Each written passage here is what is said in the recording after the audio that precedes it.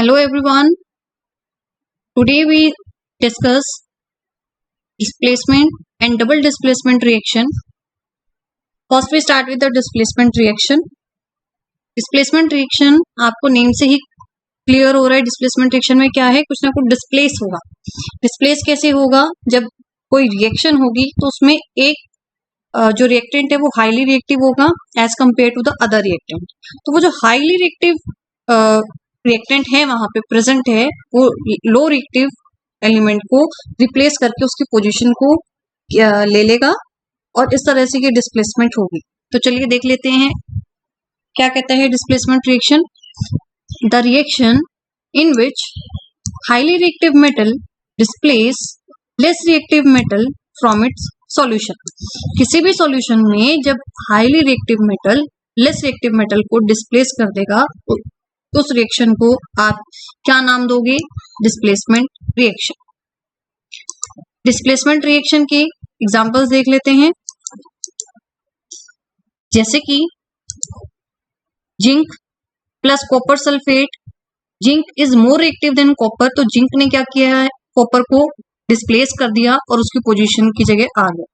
यहाँ कॉपर की जगह क्या आ जाएगा, जिंक. तो ये क्या फॉर्म हो गया, जिंक सल्फेट और कॉपर सेपरेट हो गया. ऐसे ही लेड और कॉपर क्लोराइड. लेड और कॉपर क्लोराइड में लेड और कॉपर आप देखोगे तो lead is more reactive than copper. तो यहाँ पे कॉपर की पोजीशन पे कौन आ जाएगा, लेड अपनी पोजीशन यहाँ पे ऑक्युपाई कर लेगा and it form lead chloride plus copper. तो इस तरह से ये डिस्प्लेसमेंट रिएक्शन हो रही है. Displacement reaction more reactive metal highly reactive metal low reactive metal को उसके सॉल्यूशन से क्या कर देगा, डिस्प्लेस कर देगा और उसकी पोजीशन और अपनी पोजीशन वहां पे वो बना लेता है, उसकी पोजीशन को ऑक्युपाई कर लेता है.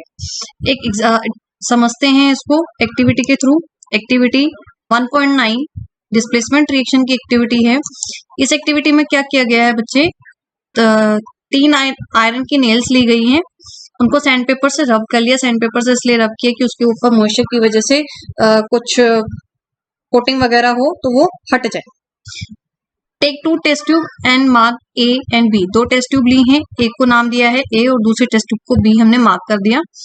हर टेस्ट ट्यूब के अंदर कॉपर सल्फेट सॉल्यूशन लिया है. Iron nail with a thread immerse them carefully. फिर क्या करेंगे, 2 आयरन नेल्स को उसके अंदर क्या करेंगे, सॉल्यूशन के अंदर डिप करेंगे और for about the 20 minutes the 2 iron nail with a thread and immerse them carefully in copper sulfate solution in test tube B for about 20 minutes.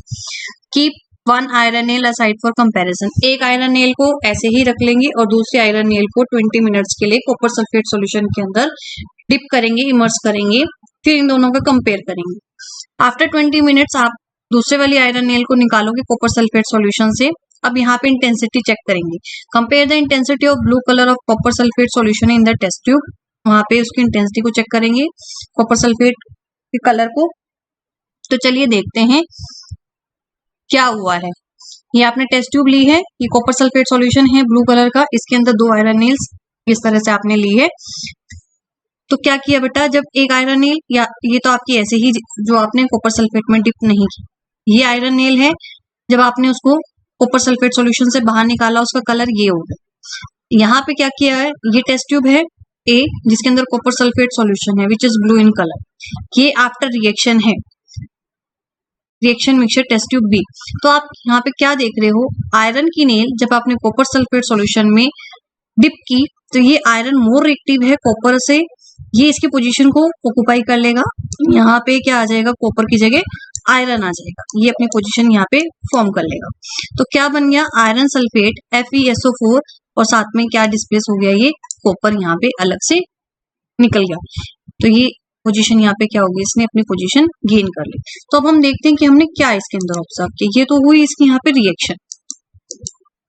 तो आयरन मोर रिएक्टिव होने की वजह से, iron is more reactive than copper, so it displace it from copper sulphate solution. Iron more reactive है copper से तो वो उसको डिस्प्लेस करके क्या फॉर्म कर दिया, वहां पे उसने कॉपर सल्फेट सॉल्यूशन फॉर्म किया है. ये तो थी अभी एक डिस्प्लेसमेंट रिएक्शन. यहाँ पे एक ही मेटल क्या कर रहा है, दूसरे मेटल को डिस्प्लेस करके पोजीशन को ऑक्युपाई कर रहा है. अब दूसरी रिएक्शन कौन सी है, double displacement reaction. Double displacement reaction. अब यहाँ पे जो डिस्प्लेसमेंट है वो सिंगल नहीं होगी, यहाँ पे डबल होगी। देख लेते हैं। Their reaction in which both the reacting species exchange their cations and anions, thereby forming two different compounds, is called as double displacement reaction। क्या कह रहे हैं बच्चे यहाँ पे, आपके जो रिएक्टिंग स्पीसीज हैं ये दोनों आपस में ही क्या करेंगी, अपनी पोजीशंस को इंटरचेंज कर लेंगी और दो अलग डिफरेंट कंपाउंड फॉर्म करेंगे। इस तरह की रिएक्शन को क्या बोला जाता है, double displacement reaction. General equation क्या है, ए बी कोई है सी डी, तो ये पोजीशन यहाँ इंटरचेंज हो गई, सी की पोजीशन पे ये ए आ गया, क्या फॉर्म हो गया ए डी, और बी और सी आपस में एक प्रोडक्ट फॉर्म कर लेंगे सी बी। देखिए एग्जांपल इसका, AgNO3 silver nitrate plus HCl hydrochloride, तो Ag किसके साथ रिएक्ट कर गया, क्लोरीन के साथ, क्या फॉर्म हो गया सिल्वर क्लोराइड, और ये HNO3। तो ये एग्जांपल है डबल डिस्प्लेसमेंट रिएक्शन का। डबल डिस्प्लेसमेंट रिएक्शन को भी एक एक्टिविटी के थ्रू समझ लेते हैं। एक्टिविटी 1.10, एक्टिविटी 1.10 में क्या किया गया बच्चे, एक टेस्ट ट्यूब है, टेस्ट ट्यूब के अंदर आपने कौन सा सॉल्यूशन लिया है, सोडियम सल्फेट सॉल्यूशन आपने लिया है, यानी कि Na2SO4 सॉल्यूशन आपने लिया। दूसरे टेस्ट ट्यूब में आपने बेरियम क्लोराइड का सॉल्यूशन लिया है, दोनों सॉल्यूशन को मिक्स किया और आपको बताना है कि क्या हुआ।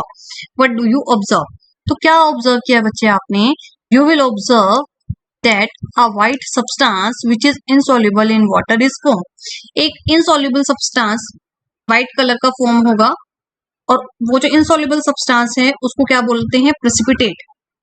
एनी रिएक्शन जो प्रेसिपिटेट फॉर्म करती है उसको क्या बोलते हैं, precipitation reaction. Double displacement reaction बोली जाए या प्रेसिपिटेशन रिएक्शन, जिसमें इसी का ही ये पार्ट है, प्रेसिपिटेशन रिएक्शन का, अलग से नहीं बोलूंगी मैं इसको। तो कोई भी इनसॉल्युबल सब्सटेंस जो फॉर्म होगा आफ्टर द रिएक्शन उसको क्या बोलते हैं, प्रेसिपिटेट। तो यहाँ पे किस किस की रिएक्शन हुई है, सोडियम सल्फेट की Na2SO4 एंड बेरियम क्लोराइड। तो सोडियम और क्लोराइड मिलके एक एलिमेंट बना देंगे सोडियम क्लोराइड, और बेरियम सल्फेट अलग से फॉर्म हो गया BaSO4। तो ये कौन सी रिएक्शन है, आपकी डबल डिस्प्लेसमेंट रिएक्शन है। अब दोबारा से एक एक्टिविटी है यहाँ पर, एक एक्टिविटी 1.2 आपने की थी लेड नाइट्रेट की। तो यहाँ पे देखते हैं क्या क्वेश्चन अराइज हुए, वहां पे भी हम इसको डिस्कस कर चुके हैं, येलो प्रेसिपिटेट फॉर्म हुए थे। यहाँ पे ये क्या कह रहा है, where you have mix the solution of lead nitrate potassium iodide, lead nitrate और पोटेशियम आयोडाइड को मिक्स किया था, वहां पे आपको बताना है what was the colour of precipitate form, can you name the compound precipitate, balance equation लिखनी है और बताना है क्या ये डबल डिस्प्लेसमेंट रिएक्शन है। तो वहां पे येलो प्रेसिपिटेट फॉर्म हुए थे किसके, लेड आयोडाइड के। रिएक्शन क्या हुई थी, lead nitrate which is in the form of aqueous, और पोटेशियम आयोडाइड, दोनों रिएक्ट करें, पोटेशियम आयोडाइड, पोटेशियम और नाइट्रेट आपस में रिएक्ट करेंगे और लेड और आयोडाइड एक साथ करेंगे, तो ये फॉर्म हुआ लेड आयोडाइड और ये बन गया पोटेशियम नाइट्रेट। तो क्या ये डबल डिस्प्लेसमेंट है, यस ये डबल डिस्प्लेसमेंट है, क्योंकि यहाँ पे केटायन और एनाइन आपस में ही इंटरचेंज हो रहे हैं। तो ये थी हमारी डिस्प्लेसमेंट रिएक्शन और double displacement reaction. Hope so दोनों रिएक्शंस आपको क्लियर हैं। अगर किसी तरह का कोई डाउट है तो आप कमेंट बॉक्स में कमेंट करें, आपके हर डाउट को सॉल्व किया जाएगा। Thank you.